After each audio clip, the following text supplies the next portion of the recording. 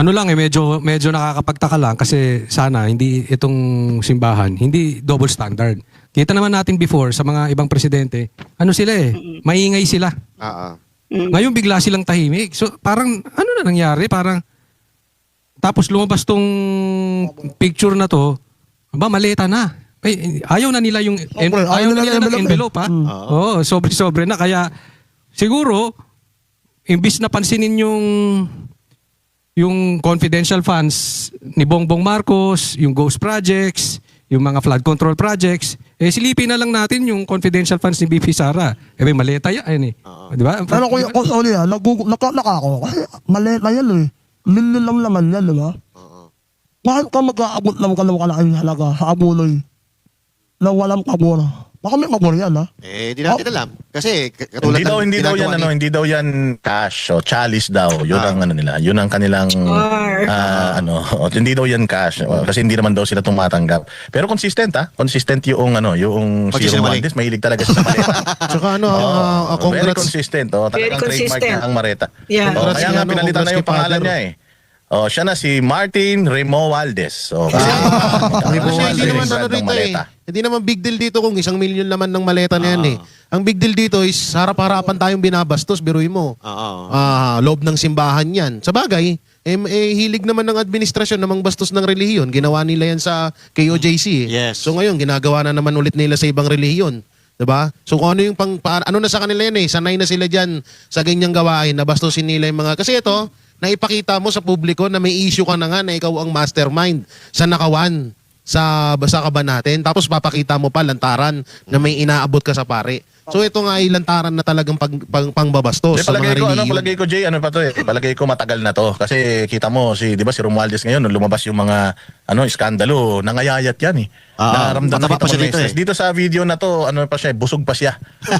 Hindi pa sila nahuhuli niyan. Kaya siguro sa sobrang dami ng pera, sabi nga ni Saldi ko, na kailangan pa nilang bumili ng mga mansyon, magkasya lang yung mga pera nila. Sa sobrang dami siguro, yung iba, pinapamahagi na nila. At yan na nga. Tsaka hindi sila natatakot Hindi sila natatakot na makuhanan sila, mabidyohan. Lantaran na nga. Ito ang problema natin dito kasi, bakit wala man lang sinasabi dito yung CBCP? Na alam naman natin na itong ginagawa ni Flavi, pamumulitika na talaga, pagsali na sa politika Kasi si BP Sara lang ang tinutumbok niya Parang ibang mga corrupt talaga, yung mga nagnakaw talaga, hindi naman niya napapangalanan. Silang grupo nila, BP Sara talaga malinaw na malinaw yan. BP Sara talaga, yun ang gusto nila problema, paalisin. Master Judea. Ang problema, walang maleta si Inday Sara na pwedeng ibigay sa kanila Yun ang problema. Kaya yun ang malaking problema natin. But then again, sino ba yung Flavi na yan? Saan Yan ba yung dating adik? Yung Nakuha mo. Di ba? Kala ko si Flavier. Sino ba pinag-uusapan natin? Kala ko si DOH. Pero, kahit anong gawin nila, Boss D, Doc, kahit anong gawin nila na pagtitibag kay BP Sara Duterte, sabi mo nga kanina 3 taon na sila, yung pagkakataon nila, sinayang nila. Natibagin sana si BP Sara Duterte. Ngayon, wala na. Kumbaga, expired na. O, ito tuloy. May bagong labas. Ang payag 2025, end of the year. Ito ay sa Publicus Asia, parang lumalabas dito na walang visa yung mga paninira nila kay BP Sara Duterte. Kasi ay layo, Sara Duterte Carpio, 34%. Approval, trust rating, 31%. Uy, Master Judea, mabisang-mabisa para kay Inday. Yeah. Diba? Salamat kasi para hindi nila naintindihan yung psyche ng Pilipino na ayaw ng Pilipino na nang aapi ka, di ba? At saka yung hindi nila talaga kilalang Pilipino, itong mga elitistang ito, yung mga Einstein na nagsa-strategize niya, no? Yes. Na ang gusto lang ng Pilipino, magsilbi ka lang. At saka number 2, yung ginawa kay PRRD, no, tatay ni Inday, yung pang-aapi na gano'n, panggigipit sa Duterte family. And of course, number 1, si Inday alam nila hindi magnanakaw.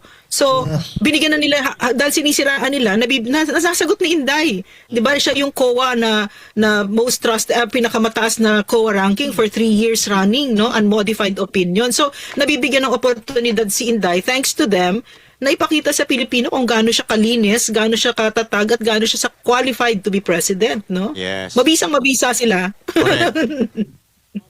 Mababa yan, ha? Naniniwala ba kayo na 31%? Hindi, no. Yan.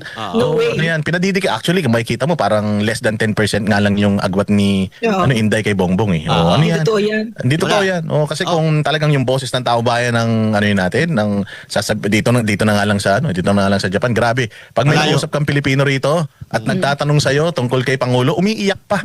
Yes. As in ganun talaga sila ka emotional at ganun sila ka emotionally attached sa mga Duterte. So yung ilang percent, 34, wala yan. Mababa yan Feeling ko actually. at least mga 70% yan. Ano yan, give or take. May Pero yan, parang 34, election ano lang yan eh. Parang yung election pinapakita lang. nila dito na kayang habulin eh. Dito sa Yeah. pinakikita ng Kuya Dana, hindi ako naniniwala kay Marcos rito. 22%. Alam ko, negative ko eh. Negative. Negative 20% no, si Marcos. Lokohan no, lokohan. Ako naniniwala ako positive. Ayoko naman. Positive yan, Ano, negative. positive yan. Positive yan. Ang nakakahiya pa dyan, no, yung kay Soto. Mas mataas pa yung percent ni Soto kaysa diba? kay Marcos. Lokohan to Siyempre, eh. madaming fansangit Bulaga kayo naman. Naman yan. Siyempre, ano yan eh. Ang tawag dito, Bulagaan yan. Malaki ang kaya. Pero wala tayong paki dyan sa dalawang yan. Kay Boji D tsaka kay Tito Soto. Yung kay Marcos, pinataas na nga nila yan, bagsak pa rin. Yeah.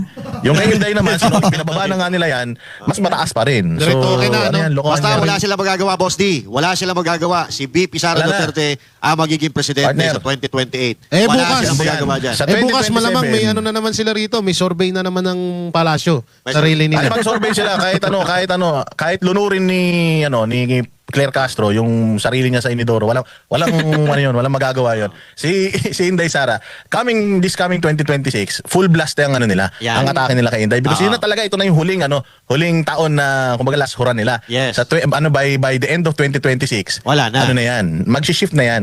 Si VP Sara by 2027 magdi-declare na yan. Tapos na laban na. By 2027, makikita mo, malaki na yung pagbabago natin. Ayan. Pero tataas yan. Na to, Ako sa maniwala tingin kayo. ko. Maniwala kayo, Tataas yan si ano na to. Bongbong. Magpapositive lalo.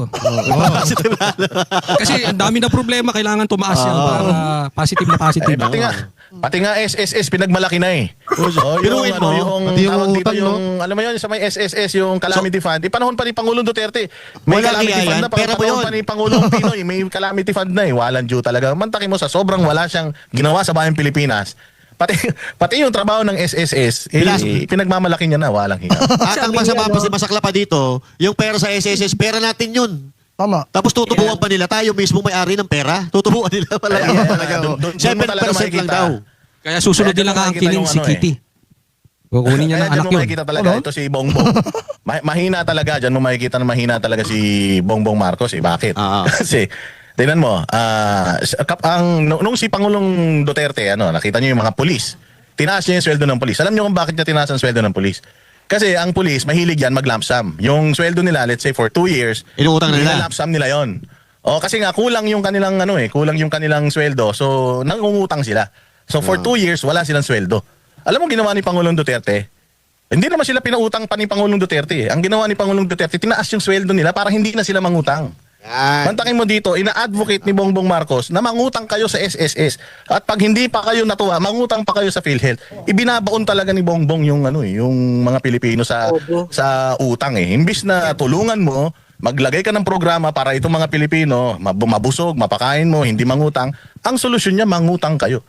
Ganyang klase ng utak meron yan. Ewan ko kung bakit may nagtatanggol pa rin dyan. Doc Lorraine, na-congrats mo na ba yung kaibigan mo? Si Torre? Na-congrats mo na ba siya? Ang galing, yun ang magaling, si Torre. Oo, mantakin mo. Tama nga naman eh, tamang-tama 4-star general eh. 4-star general manager yung nangyari sa kanya. General manager. Doc Lorraine. Pero sa atin, yung kay Torre, hindi talagang kakalimutan yung ginawa niya. 'Di ba? Kahit na ano pang gawin niya. Uy, at yun, nawala si Doc medyo Lorraine. wala si Pero Doc yan, Lorraine. pag-usapan natin mamaya yung kay pag-usapan Torre. natin. Diretso na natin na-open na natin si Torre. Isipin mo PNP chief ngayon magiging magta-traffic na, magaganon-ganon niya para si Ganun siya eh. Maruhas na siya. Pero parang kung ako yan Oh. ano na lang yung respeto mo na lang sa sarili mo kasi Tama. lumalabas yan parang Consuelo de Bobo. Parang sige, Okay, tinanggal kita, ininsulto kita, ilang araw ka lang PNP chief, bigyan na lang kita ng ano. Kaso, okay na sa iyan. ano ako dyan, may isang komento ako sa post sa yan dyan sa pagka-promote ni Torre na na kaya daw siya inilagay dyan. Ito post lang naman to ng netizen na para matrace yung mga lakad ni BP Sara. Pwede rin. No, yan. Basahin ko lang to ha. Oo, bakit inilagay si Torre Ring sa MMDA? Kasi plano yan na sasakyan ni BP Sara ay gipitin or parang malaman kung saan yung mga lakad. Oo, kasi Isa din bilang yan. MMDA General Manager, ang mga nagpapaalam kasi dyan, yung mga VIP, papaalam sa kanila, dadaan si Presidente sa ganitong lugar, dadaan si Vice President sa ganitong lugar. So, malalaman nila. Malalaman nila kung saan yung mga pupuntahan ni BP Sara Duterte, basta yung mga VIP, diba? Sila Speaker Martin Romualdez, kung sino man na VIP na magpapaalam sa kanila para i-clear yung kalsada, malalaman nila ngayon. So may punto yung comment May ng punto. netizen na yun, no? May punto. Na talagang pwedeng ang gawin si Torre na naman ang gagamitin para gipitin itong si BP Sara. Kasi pwedeng Alam nyo mga dadaan partner, sisingitan ko yan Sige, yung go ahead. napakaganda nyo ng topic. Alam nyo, kay malayo, kay malapit sa katotohanan yung comment na yan ng netizen. Bakit nag-iisip ng masama? Bawat ginagawa ng gobyerno, yung mga netizen laging merong pangit na naiisip doon sa ginagawa nila. Kahit maganda naman yung layunin o hindi naman political yung layunin, bakit laging yung tao negatibo yung tingin doon sa ginagawa nila? O diyan ngayon papasok yung sinasabi ni Doc Lorena, negative 20, ilan ba yun, Doc, yung kanyang trust rating? 26. Negative 26 yung kanyang trust rating. Yun na yun, diyan mo makikita yan. Bakit merong extraordinary na mga na mga Scenario. tawag dito, parang analysis yung mga yung mga netizens sa social media. Kasi nga wala na silang tiwala talaga kay Bongbong to the point na kahit anong gawin niya ngayon from this day on, tomorrow sa susunod, wala na, hindi niya na yan kayang bawiin. Ang tao hindi na mabubura sa isip ng tao yung kahayupan na ginawa nila for the past 3 years. Talagang yun eh. So whether may punto yan o wala, it boils down doon sa karakter ni Bongbong Marcos ngayon at saka yung anong klaseng leader siya ngayon. Wala na talagang tiwala yung mga Pilipino. Pero yung maganda doon, sana natututunan nila na yung kapangyarihan na hawak nila ay nanggaling sa Pilipino, na nanggagaling sa tiwala ng taong bayan sa kanila. Pag nawala na yung tiwala na yon, wala ka ng kapangyarihan.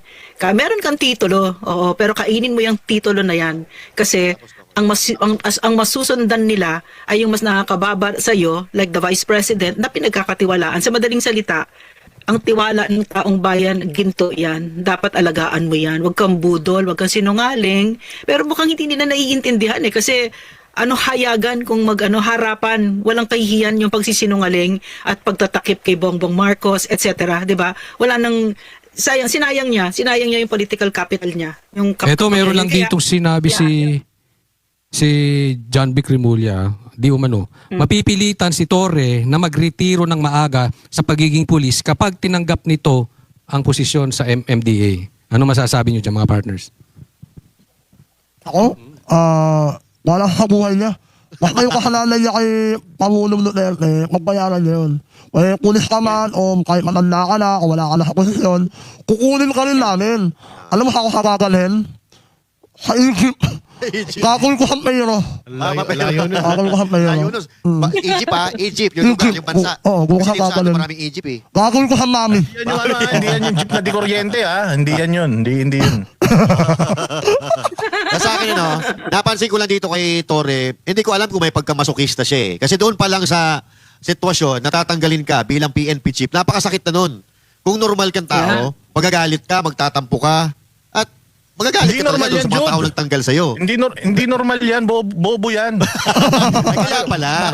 Para gawin mo yan sa KOJC yung ginawa mo ng 16 days, bobo ka. Kaya nga. Sobra. Sigurado ako tuwan-tuwa yan sa doon sa general manager niya. Tuwan-tuwa yan. Sabi ko nga sa inyo, may may hablig yan. Walang hiya from law enforcer naging street sweeper, parang nakakababa naman nata ng dignidad yun.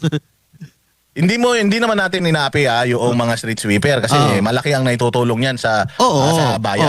Ang sinasabi lang natin, being a 4-star general na ang hinihead mo or ang nililid mo, peace and order, drugs, hindi ba, mga police, intelligence, yan yung nililid mo na na grupo tapos ngayon nilagay ka lang diyan and then tuwan-tuwa ka. Yun nga.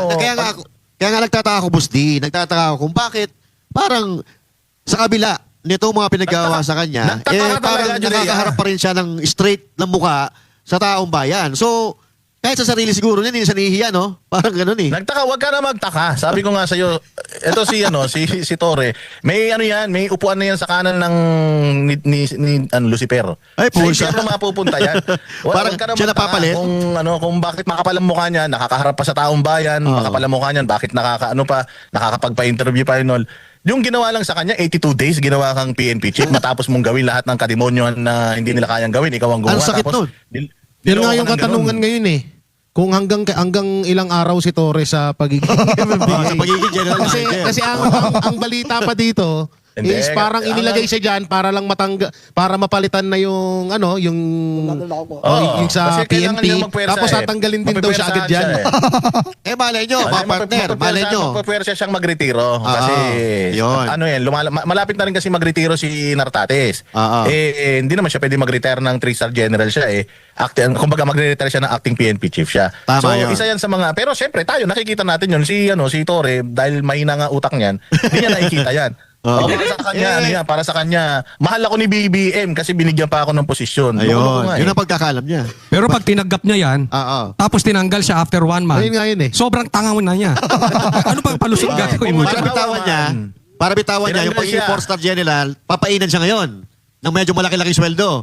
Pagkatanggap niya noon, siguro mga after 1 month, tanggal ulit siya doon, eh, no? Walang niya PNP chief pinaglaruan, no? I mean, degrading yan sa Pero buong palagay ko, kapulisan, ha? Pero ang gagawin ginawang yan- clown dyan. Ang gagawin niyan, palagay ko, kasi nga, di ba, nung narinig nila na kaya niyang hilain si Pangulong Duterte, papunta doon sa aeroplano nung kinidnap nila, papuntang ICC, kaya gagawin siyang tagahila ng mga masisirang sasakyan dyan sa Oo. At saka, Malay nyo, partner, malay mo, maging effective si Tory dyan. Magaling maghukay, taka magtanim yan. Kaya ikaw, wag ka na kung saan nagpa-park. Ay, At saka delikado. kasi kaya naman nahimas ni Marcos na may pagkabobo tong taong to. Sabi ko, parehas ko to. Diba dati sinabi niya si Pastor daw tumatagos-tagos daw sa dingding. Eh si Marcos sabi niya nakakausap niya si tatay nakakausap niya yung tatay niya. Ay, Mats. So ano sila eh, talagang may Common denominator. Parehas silang may may saltik. saltik. Si Bongbong Marcos marunong kumilatis ng bobo, eh. Sabi niya, kapwa ko bobo to. Parehas kami, kaya kailangan dito to. Pero kuya, Di pero umano, ha? Di umano. pero kung sa uli di ba, MMK namin ko na siya. Parang ang harap magkaroon ng violation, no? Parang gusto ko magkaroon ng maraming violation, eh. Tatanggal ka ng pasensya. Parang gusto ko mag-one way. Pag nagkaroon ka ng violation, baka ipatapong ka sa ICC, sabi ni Mark Lopez. Yari ka. Ay, gusto ko yan. Masarap magkain nun, eh. Malamig. Alam mo, hindi pa ako nakakakain ng yelo, eh. Pero, Kaya gusto ko rin. Kami ang boses ng masa, hindi natatakot.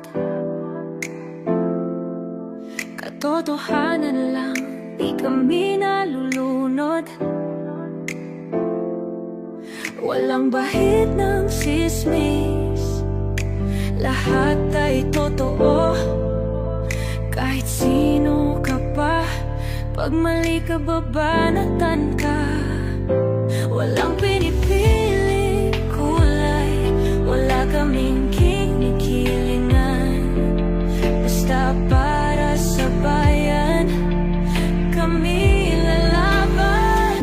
Pag tama palapakan, pag mali banatan. Di matitinag, di matatakot, para sa bayan tuloy ang sigaw. Sa harap ng kamera, walang halong takot. Mga baluktot, lahat kayo'y tutumba. Ang hustisya at totoo, yun lang ang mahalaga. Kahit sinong harang, di kami matitinag. Walang pinipiling kulay, wala kaming kinikilingan. Basta para sa bayan, kami lalaban. Pag tama palapakan,